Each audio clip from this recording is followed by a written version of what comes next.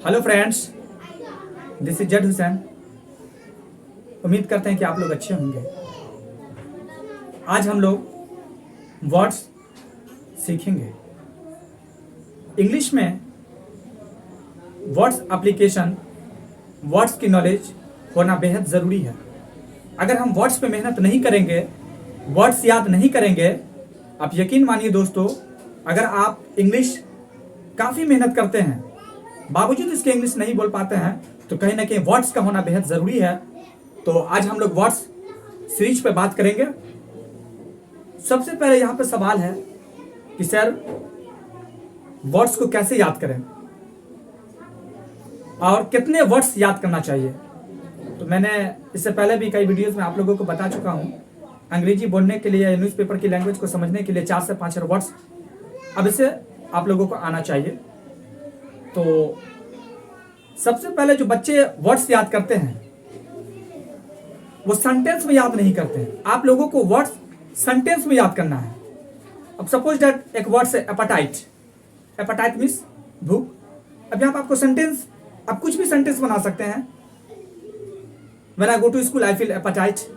तो इस तरह से आप लोगों को सेंटेंस में याद करना है। जब आप सेंटेंस में याद कर लेंगे तो आप लोग कभी वर्ड्स नहीं भूलेंगे।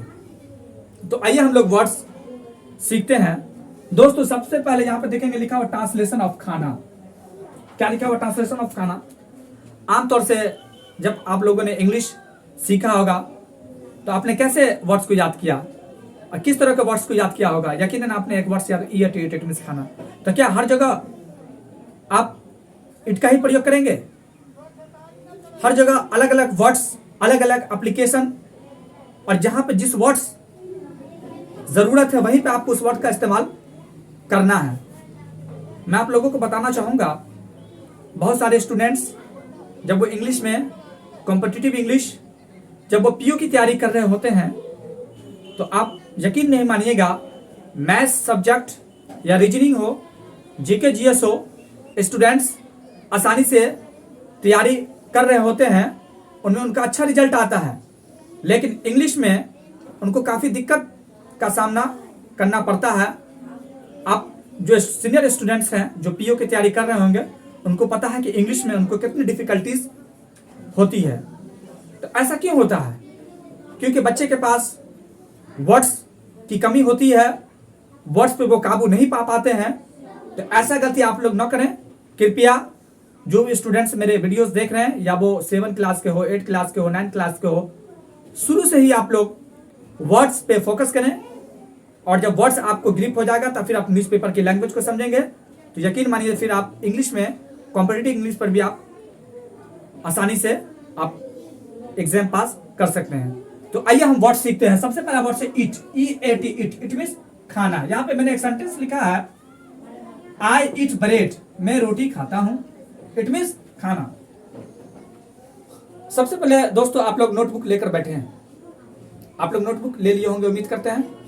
ठीक है, पहला वर्ड आप लोग क्या लिखिएगा? EAT, इट मीन्स खाना। आप लोग नोट कर लिए होंगे।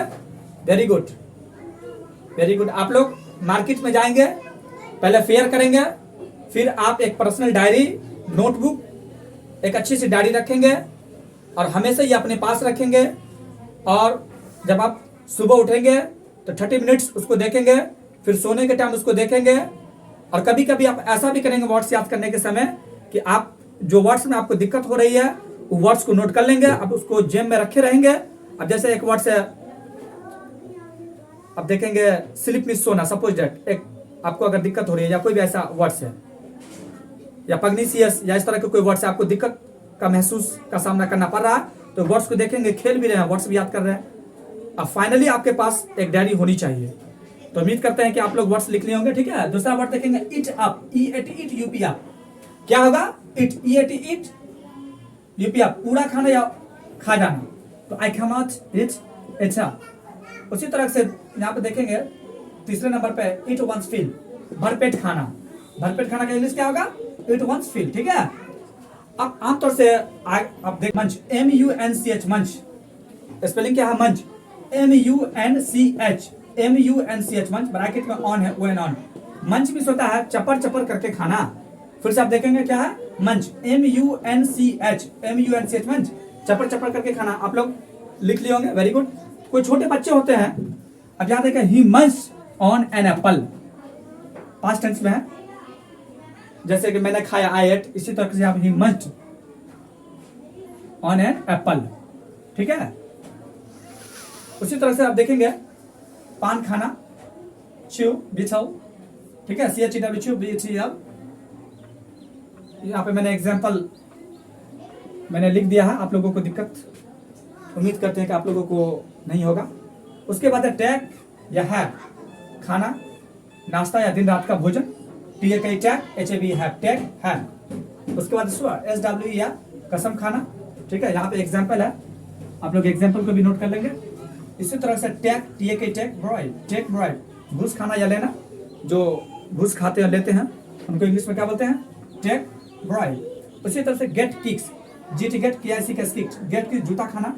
आमतौर से जब कुछ होता है तो हम लोग कहते हैं जूता, क्या तुम जूता खाओगे क्या, तो क्या वहां पे आप इट का इस्तेमाल करेंगे, नहीं, वहां पे एक वर्ड से get, GT get kicks, KIC kicks, get kicks means जूता खाना, गेट किक्स मींस जूता खाना।